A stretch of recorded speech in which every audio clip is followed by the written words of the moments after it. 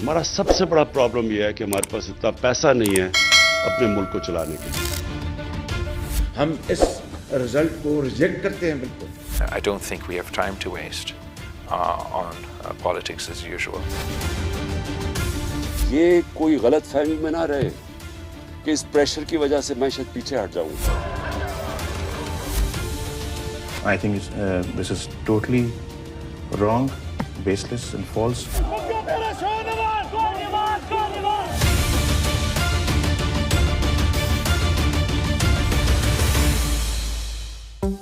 Pakistan, a country riddled with economic distress, high inflation, political instability, and more recently, an increase in militancy, will hold its general election on the 8th February 2024. आज हमारे हालात ये हैं कि हम जो कर्जों के ऊपर हम सूद दे रहे हैं, उस सूद को देने के लिए हमें कर्जे लेने पड़ते हैं। Election at best, and an unfree and unfair election at the worst. The upper house is the Senate with 100 members, which are elected by the members of Provisional Legislative Assembly. Out of these 336 National Assembly members, 266 are directly elected by the people, whereas the rest of the seats are reserved either for women candidates or the religious minorities in the country.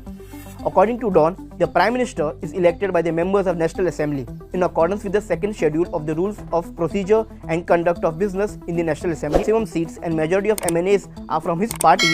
They can nominate Sharif to be the Prime Minister of the country. The nomination then has to be seconded by any other lawmaker. The candidate thus has to have a proposer. Pakistan is an Islamic republic. The head of the government also has to be from the Muslim faith. None have ever in the history of Pakistan ever completed their full term in office. More recently, it was the former PM Imran Khan who was snatched of his full term when he was ousted in April 2022 following a no confidence vote, who had completed just over 3 years in office. Since then, the cricketer turned politician has been shot, hit with over 180 charges ranging from rioting and terrorism, and also jailed.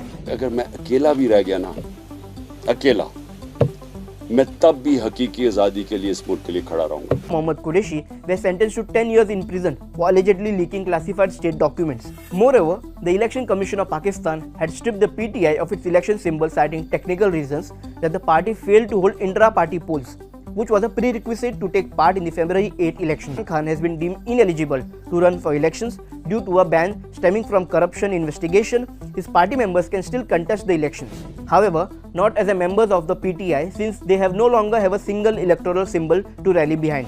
Instead, hundreds of candidates. However, analysts say that this could result in confusion among Khan's supporters as well as an added cost of campaigning. No matter what happens on election day, the fact that one of the major parties in the country has been cut down to size in a big way suggests that it will be a flawed election at worst, and a flawed election at best, and an unfree and unfair election at the worst. Apart from PTI, former PM Shahbaz Sharif has said that his elder brother Nawaz Sharif will be the Prime Minister if PML and wins the majority. Sharif, who returned after a 4-year self-exile in 2023, has served as a PM for almost 9 years across 3 tenures. Bilawal Bhutto, the son of former PM Benazir Bhutto, has also been able to position himself as a potential PM candidate from the Pakistan People's Party, especially after a brief tenure as a foreign minister under Shehbaz Sharif's government. I would prefer to form a Pakistan People's Party-led government with independent politicians. I think, unfortunately, both the Muslim League and the Tehreek-e-Insaf have proved that they are two sides of the same coin. The faces change, but the policies stay the same. It has been Pakistan's election and its subsequent selection of prime ministers has never been devoid of military intervention.